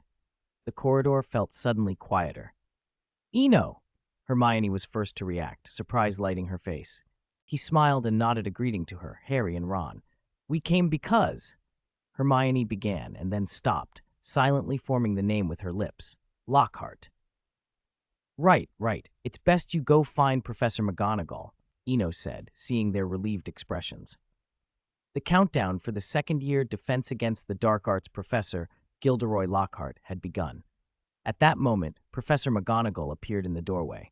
"Go back once you finish talking. Behave during this time. I will handle this matter," she said sternly to the 3. She'd been head of Gryffindor long enough to know that her students were brave, but often lacked caution. The past 2 years had been stranger than usual, and she was tired of young wizards piling up problems. The 3 in front of her, in terms of mischief, were to the Weasley twins what a proper professional broom was to a child's play broom. "We'll go," Ron and Harry said quickly, tugging Hermione's sleeve, and the 3 hurried off. McGonagall watched them go with a faint wariness. She had another one to worry about, and something about the quiet, scheming way those students had left made her uneasy in a way she couldn't fully explain. "Speak. What do you want? Since last year, the castle has been stranger than ever," she said, but her tone showed no true impatience. She was clearly pleased with her student. His blend of transfiguration and Muggle philosophical ideas always brought fresh perspectives to the club. "Eno," she prompted gently. "Professor, I plan to register my animagus form," he said without preliminaries. "It's about time you came to your senses," McGonagall sighed. She had promised to keep certain things secret, but as a professor, she didn't want one of her students to be discovered by the ministry and punished for something that could be handled properly. "You don't need to worry. Wait for my news. Coincidentally, I'm due to visit the ministry within a day or 2.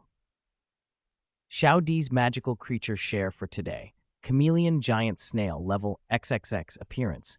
Resembling a giant snail, its shell and body shift color every hour like a living kaleidoscope. Habits. It leaves an extremely toxic trail wherever it crawls. Any plants that come into contact with the venomous slime wither and burn. Chapter 135. The End of Lockhart.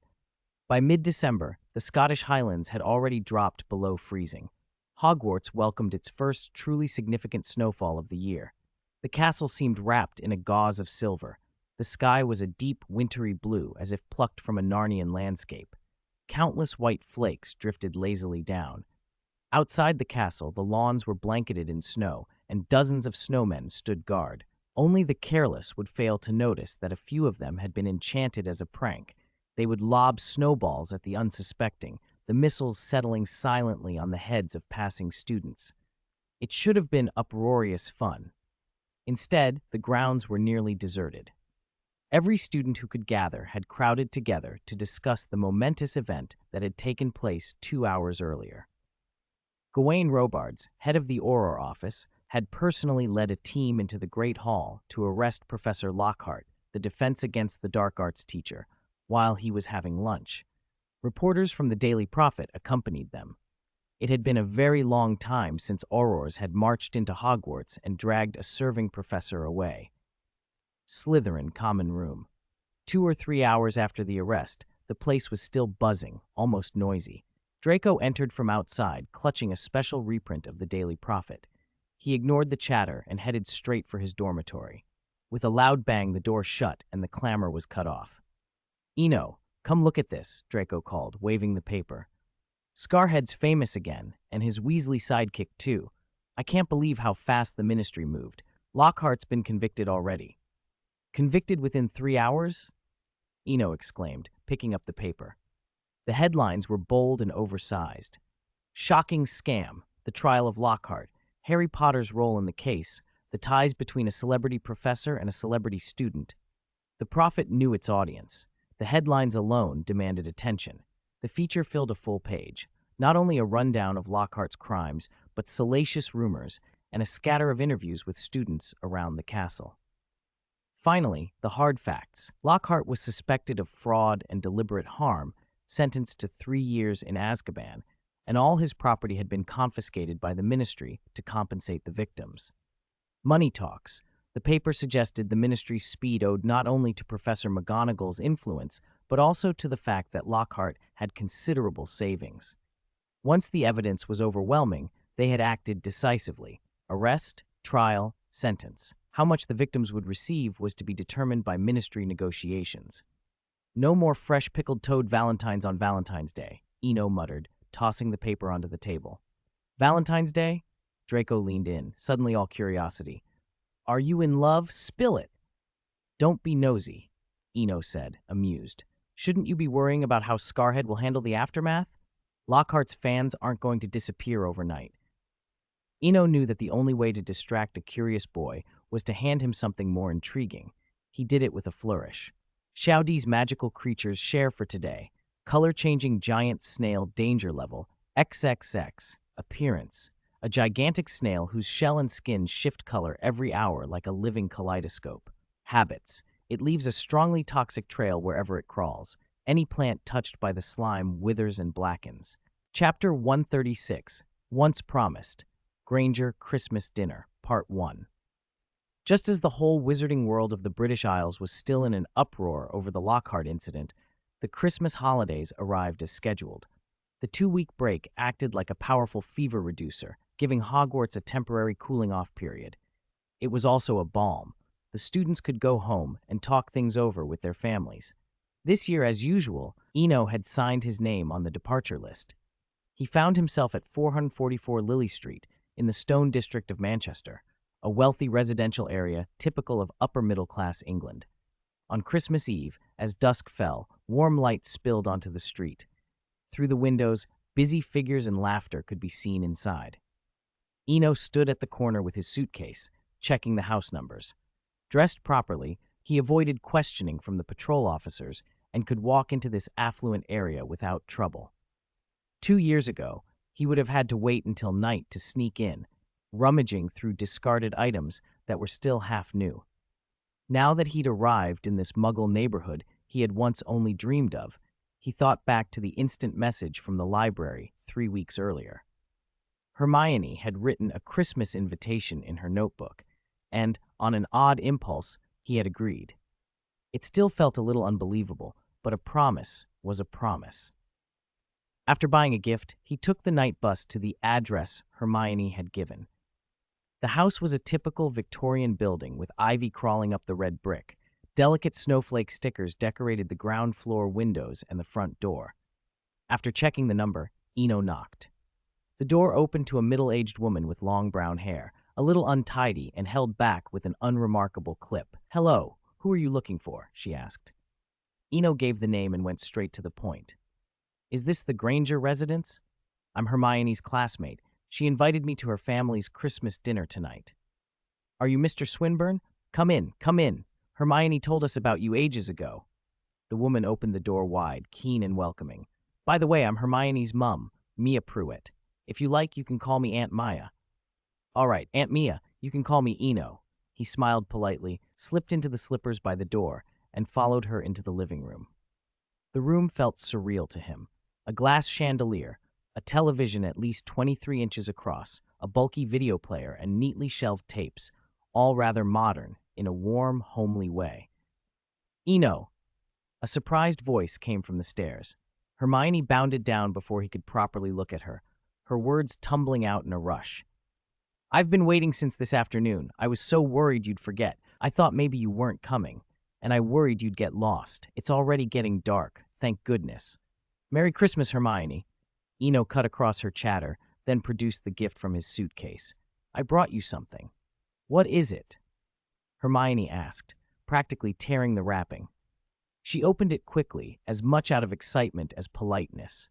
Opening a present in front of its giver felt like the right thing to do. Mrs. Granger had come into the living room quietly and peered over her daughter's shoulder. "Oh, what a beautiful gift," she murmured. Hermione hugged the present to her chest. It was a crystal ball with a miniature Hogwarts castle frozen inside. Clever weather charms made the scene change to match the real sky, and as night fell in the room, the castle inside was shrouded in starlight. "Tsk! I was only looking. I wasn't going to steal it," Mrs. Granger teased when Hermione's expression tightened in mock possessiveness. Eno sat back on the sofa and watched them both, feeling warm. The closeness between mother and daughter was real, easy, affectionate, ordinary in the best way. 2 hours later, they were gathered around the dining room table, plates piled with food. Mr. Granger, or at least the man of the house, wasn't there. Eno suspected, but didn't pry. Family matters were private. Hermione sat beside him anyway. "I'm so sorry. It's just the three of us tonight," Mrs. Granger said as she came in from the living room. Although her voice was steady, a flash of disappointment crossed her face. "Is Dad working late? Was that him on the phone just now?" Hermione guessed. "Indeed," Mrs. Granger said. "Your Uncle George has acute pulpitis, and he rang to say he can't make it home this evening. Why couldn't he have picked another time to be ill?" She stopped mid-sentence, as if remembering she shouldn't complain in front of her daughter's classmate, and changed the subject briskly. "Eno, Hermione said you live in a wizarding community? Tell me what it's like there." "Hogsmeade is the only remaining wizarding village in Britain," he began. "The Hogwarts Express stops nearby. It's very small, but it's a proper community." Mrs. Granger listened with a touch of longing on her face. "Aunt Mia, I'll be there for the whole holiday. If you'd like, you and Mr. Granger and Hermione could come visit sometime," Eno added, returning the hospitality he was being shown. A hint of interest crossed her face, then practical reality reasserted itself. "Let's not, I'm afraid. The clinic's appointments are fully booked until after New Year," she said, regretful. Eno didn't take offense. Adults had responsibilities. It wasn't the sort of thing you could just pick up and leave. They spent the rest of the evening enjoying the food and easy conversation. Time passed quickly. An hour before midnight, Eno said he needed to leave. Mrs. Granger insisted he stay, but he declined politely, hugged Hermione good night, picked up his suitcase, and stepped back out into the street. Staying over hadn't even crossed his mind. Draco, Pansy, Daphne, Neville, and the others were due to arrive the next day for Christmas. Under the deep blue sky, a black swan took to the air. Eno shifted into animagus form and soared above the sleeping houses. He had registered as an animagus with the Ministry, the 8th recorded animagus of the century, but on Professor McGonagall's instructions, the registration had not been widely publicized. That allowed him to use the form without attracting attention. More practically, the trace didn't detect animagus transformations. Whoever first designed it had never imagined an underage wizard still at school would master such a pinnacle of transfiguration. Yet here he was, gliding over England as a black swan, free and unseen. Hogsmeade glittered below, every shop and lane strung with colored lights and floating magical candles for Christmas. Eno located his little house, swooped down, and slipped through the open second-floor window. Once inside, he canceled his flight charm, tapped his wand to light the candlestick on the table, and half collapsed onto the bed. After living with Hermione and seeing a taste of modern life, Hogsmeade felt suddenly medieval. Magic was marvelous, but the gulf between wizards and muggles in lifestyle and outlook felt like two separate worlds. Dawn bled slowly into the sky, and the village stirred. In the Three Broomsticks, Eno ordered a kidney pie and took a corner table, planning to eat while he waited for his friends to arrive through the Flu network. 10 minutes later, Madame Rosmerta set a steaming plate in front of him, then, instead of returning to the bar, sat opposite and teased. "I always assumed this was a dish for middle-aged men. I didn't think you'd like something so hearty." Eno sampled the pie before answering. Lamb kidneys baked tender with vegetables and spices in a golden crust. Classic, satisfying. He put down his fork and smiled. Don't judge a dish by its usual audience, and your cooking is excellent."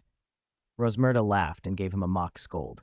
"Humph, keep your compliments for the young ladies, or perhaps you won't even need to." There was a proud glint in her eyes. She knew the pub's food was well regarded. Then she glanced at the fireplace and asked with a curious tilt, "Why don't you connect to the Flue network? Almost every Hogsmeade home is linked. You can set the household flue to allow one-way exits, like an out-only door. People can't come in without permission." She used an easy analogy, considerate of the boy before her. Eno felt warmed by her concern. "It's not that I'm refusing," he said. "I just don't know how. I've never lived in a house with a flue before." She brightened. "Why didn't you say so? I'll sort it for you later. I thought you were being secretive." Rosmerta returned to the bar as the pub filled. Even mornings on a holiday were busy. Eno went back to his pie, which was perfectly cooked and free of any gamey taste. Across the room, a table of young wizards was assembling. "Eno, why don't we stop waiting for Daphne? She's probably delayed again," Draco said, lounging with a can of butterbeer. Pansy and Neville looked a little impatient. They'd agreed on 9, and it was nearly 10. Before Eno could reply, green flames flashed in the fireplace. Sorry, I'm late. I had to bring a nuisance," Daphne called, stepping out. "Please, I'm not a nuisance. If it weren't for Mum, I wouldn't be tagging along," another voice shot back. The flames flared and a girl who looked very like Daphne emerged, cheeks flushed. Daphne dragged her forward with an apologetic smile. "This is my sister, Astoria. I'm sorry I didn't ask first. She's likely coming to Hogwarts next year." Astoria bowed politely. "Hello, I'm Astoria Greengrass. Sorry to intrude." Fate has its little ironies. As Astoria finished, Draco stood first. "Welcome. I'm Draco Malfoy, 2nd year, Slytherin." His manner was almost possessive of the introduction. Eno rose as well, a smile on his face. "Welcome, Miss Greengrass. No need to apologize. It's just a casual get-together." Later, in the small house down a quiet alley, the downstairs parlor filled with chatter and laughter. 3 girls sat in a circle, exchanging stories, while upstairs Draco and Neville surprised Eno by getting on well together, the mood between them warm, as if old grievances had been set aside. Eno watched, pleased.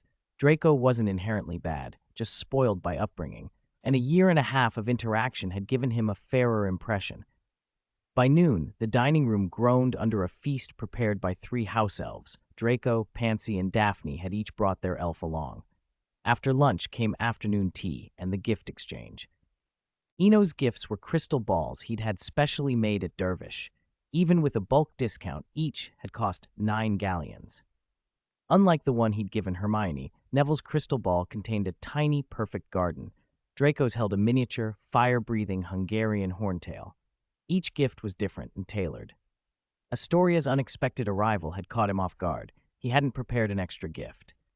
Luckily, he still had sweets in his suitcase and hastily wrapped some to give her. Astoria accepted them gracefully, and to everyone's relief, didn't fully unwrap the package, preserving both of their dignities. Chapter 138, Armor Curse, Disillusionment Curse, Shapeshifting, Part 3. At dusk, the last glow of the setting sun faded, and with it the laughter and warmth of the evening dispersed. As Draco and Neville left, one after another, the room sank back into its usual quiet chill. In the second-floor bedroom, a bronze candelabra burned on a large wooden desk, its orange flame casting a soft pool of light. Eno sat there, absorbed in a 3-inch-thick volume, Miranda Goshawk's Standard Book of Spells, the complete, unabridged edition, without the usual beginner, intermediate/advanced divisions.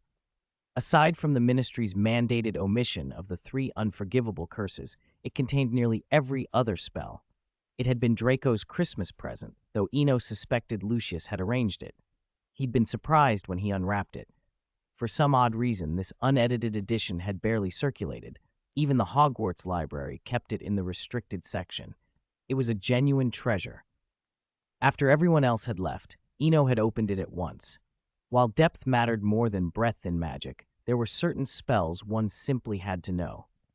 Bent over the desk, he copied and annotated, carefully selecting the most practical spells from the hundreds in the book.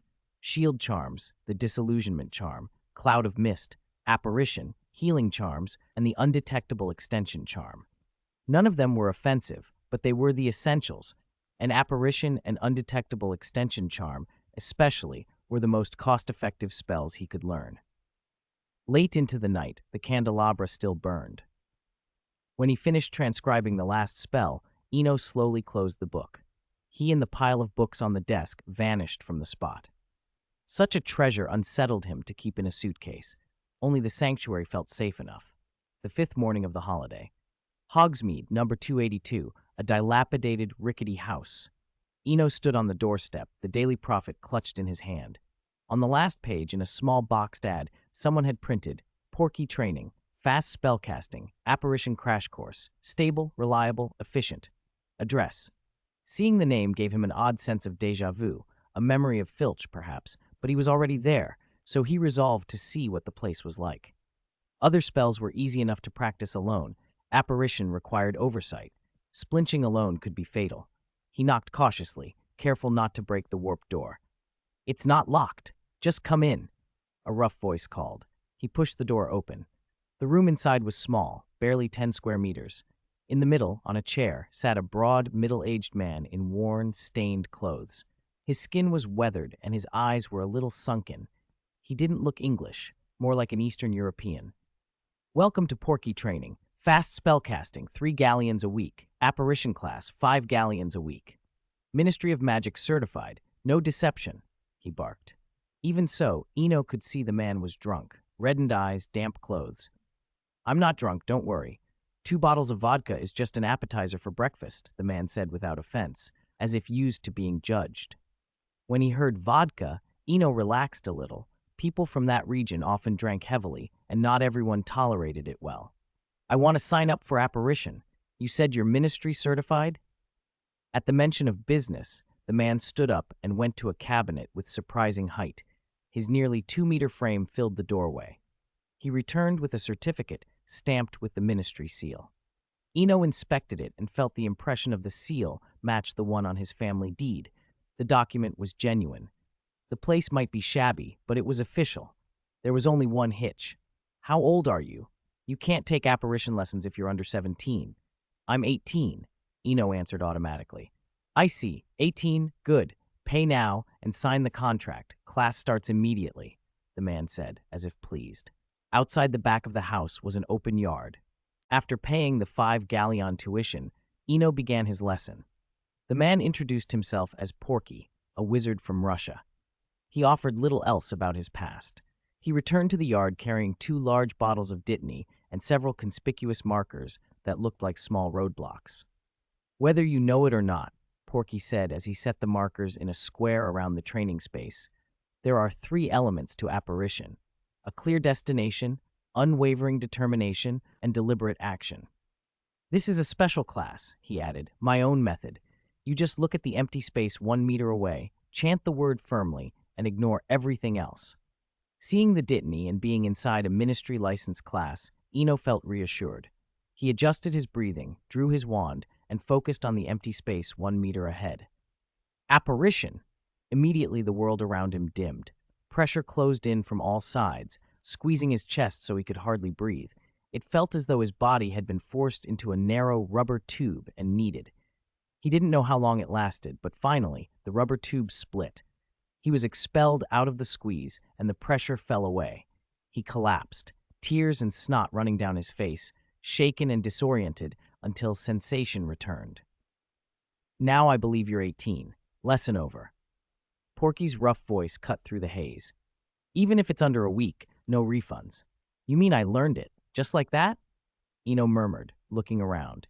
With the roadblocks as reference, he could see he had indeed appeared in the space 1 meter away, but the simplicity of it left him with a strange, unreal feeling. "What else did you expect?" Porky shrugged. "Looks like you did. Want me to trot over to Zonko's and get you 2 bundles of fireworks to celebrate? Don't worry, I'll pay." Porky's expression was half amused, half resigned. He'd run the class for years and never seen anyone take the lesson so quickly. He'd just taken the money. If the student truly needed more, he'd probably have to refund a few galleons. "No fireworks," Eno said with a small smile, noticing Porky's worried look. "I'll come back for an hour a day for the next week to practice. Is that all right?" "Of course," Porky said firmly. "I'm here all day. Come whenever you want. Chapter 139. Practice in the Forbidden Forest. Control the eight-eyed giant spider. 4th update. The Christmas holiday at Hogwarts lasts a fixed half-month, from December 21st to January 5th. If the first day back falls on a weekend, the 15-day break is extended to 17 days. In his second-floor room, Eno stared at the brand-new 1993 calendar on his desk and blinked. It was already time to return to Hogwarts. Unlike the start of term, which requires taking the train, returning from the holidays had no strict rules. Many pureblood families preferred to flew to Hogsmeade first and walk back to the castle. After watering the magic beans on his windowsill one last time, Eno packed his things. The holiday had flown by, but he had no complaints. The progress he'd made in those 15 days far outstripped anything he'd managed all year. He could apparate reliably now, and he'd successfully cast several other spells, including Protego. Admittedly, his casting still needed refinement, both in quality and in speed. The undetectable extension charm, for example, had only managed to double the volume of a coffee cup in his best run. But magic was a craft. Once you could cast a charm, improvement was only a matter of time and practice. January 5th, near noon at Hogwarts. Perhaps because the evening train wasn't due yet, the castle felt oddly empty. Outside on the lawn, Eno scanned the area until he was sure he was alone. He drew his wand and pointed it at himself. Disillusionment charm. A cool, viscous sensation flowed down from the top of his head, like someone pouring a basin of coolant over him. Even with the white witch blood in his veins, an inheritance that made him unusually resistant to cold, the feeling made him shiver. Slowly, his body began to go transparent. Transparent, not invisible. The disillusionment charm was essentially an optical camouflage. At the right distance or in dim light, it was very hard to detect. On the outskirts of the Forbidden Forest, he stashed his suitcase in the crook of a tree branch and cast another charm. Protego, an invisible barrier, sprang up above him like a ceiling, single-target defense. The shield charm did more than deflect physical blows. It could redirect spells to a degree as well. It was exactly the kind of basic, practical magic the Ministry looked for in Aurors. Of course, a shield's strength depended on the caster. Even Mad-Eye Moody's Protego couldn't reliably stop an attack from someone like Voldemort. Today, Eno wanted to test the limits of his own shield, and more importantly, verify his sanctuary hypothesis. He gripped a short sword in his right hand and kept his wand in his left as he eased into the forest. Winter had bleached the Forbidden Forest. The usual hue of life was muted. The trees stood stark and foreboding. He found a spider-webbed cave. No surprise, many spiders hibernate and lay eggs in sheltered hollows, but the place was eerily empty. The cave itself was large, dozens of square meters across, the walls and ceiling glazed with thick webbing. A dark, bottomless tunnel branched off inside, but Eno wasn't here for thrills. He declined to investigate it. Just as he turned to leave and continue his search, a prickling sense of danger crawled up his spine. Huh? Before he could react, something slammed into him like a speeding motorcycle. He went sprawling, and a high-pitched chorus of squeak, squeak, squeak filled the cave. In the instant he recovered his footing, he saw it. A horse-sized spider, black and furry, 8 pebble-like eyes flashing with cruel intelligence. It was a juvenile acromantula, terrifying in scale, but not yet full-grown. Adults could spread their legs up to 15 feet, as big as a large bus. He wasn't afraid. The hit had only confirmed that his Protego could hold. He reached for his sword and lunged. The cave became a blur of movement. Despite its bulk, the acromantula was astonishingly agile, an expert at skittering along webbed walls. For 7 or 8 minutes they danced. He was thrown to the ground 3 times, each time up again, but he skinned none of the spider's massive hide, save for a single glancing blow that tweaked one foreleg. The creature remained vigorous and uninjured. Slowly, he lowered his sword and made a choice. Sectum sempra. No brilliant flash, only a silent, surgical tearing. The acromantula froze, then its great body and the web on the wall behind it split cleanly in two. The creature was dead, but as a sentient species, its pebble eyes retained an expression of stunned confusion. In the end, don't blame me, Eno muttered, squatting and pulling a small glass vial from his pocket. He'd worked with potion ingredients plenty of times under Snape's tutelage, and knew the market for good acromantula venom. The rarity drove the price up. The horse-sized spider he'd downed yielded only a few tens of milliliters at best, a little less than half a bottle. With the main job done, it was time to search the cave carefully. 10 minutes of thorough looking finally paid off. In a tucked-away corner, he found what he was after, a silk cocoon the size of a wash basin. Inside it, a clutch of a dozen quail egg-sized pearls, spider eggs, and several translucent, tiny hatchlings. He lifted the cocoon gently and, with a single thought, apparated away. Sanctuary. The pocket refuge he'd fashioned was a narrow, frozen path about 4 feet wide. He set the wash basin-sized cocoon in the center and crouched beside it, thinking. The translucent spiderlings all died the instant he brought them in. The shock of transition probably did them in. The eggs, however, remained alive, and something strange was happening. He felt connections, faint but real, thread between the eggs.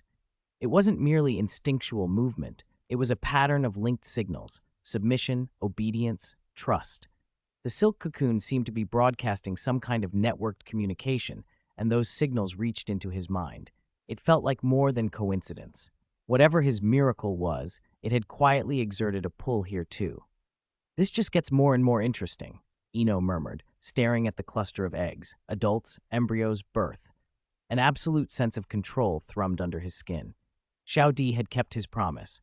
After a full day from 7 in the morning until 7 at night, he was utterly exhausted. Today's creature sharing session was suspended. New magical creatures would be discussed again tomorrow. Xiao Di really didn't feel like moving right now. The afterglow of the setting sun spilled across the black lake, gold flickering over the ripples. Eno sat at the water's edge in a custom reclining chair, a slender fishing rod in his hand and his eyes fixed on the bobber. When the float suddenly jiggled, a flash of pleasure crossed his face. He hauled the rod back, and by inertia, a silver fish arced through the air and landed on the bank. He didn't get up to unhook it. He stayed seated, watching. An open suitcase beside the chair disgorged 20 or so fist-sized acromantulas at once. They fanned out and surrounded the flopping fish. Within seconds, only a clean skeleton remained. Eno, rod in his left hand, flicked his wand with his right, and a plump, writhing earthworm materialized on the hook. After rebaiting the transfiguration lure, he cast again. With a snap of his fingers, all but the largest spider scuttled back into the suitcase. The biggest, flecked with blue fur, leapt lightly and settled on his knee. "Back in, good boys. You can come out again when there's a fish on the hook," he murmured, stroking the great spider. A submissive thought slid into his mind, and the blue leader obediently hopped down and padded toward the case. Acromantulas are a speaking, intelligent species with a strict hierarchy. The blue spider had been the leader of the 20 that had just fed. Watching the bobber, Eno drifted into thought. More than 2 months had slipped by since Christmas. The castle had mostly quieted. Lockhart's scandal, his arrest by the ministry, and the impending Wisengamot trial had long since become settled facts. Imprisonment all but certain, so the gossip had faded. Still, though the general restlessness had ebbed, a quiet ambiguity had settled over Hogwarts. Valentine's Day was coming up, but Eno didn't care about that, or about Lockhart. What occupied him was the little miracle he'd found in himself. The acromantula eggs in the sanctuary had hatched. He now had 23 obedient, remarkably tractable young spiders under his command. Yet that seemed to be the limit. Over the past 2 months, he'd run every experiment he could think of. Other magical creature eggs, ordinary egg-laying animals, even common insect eggs.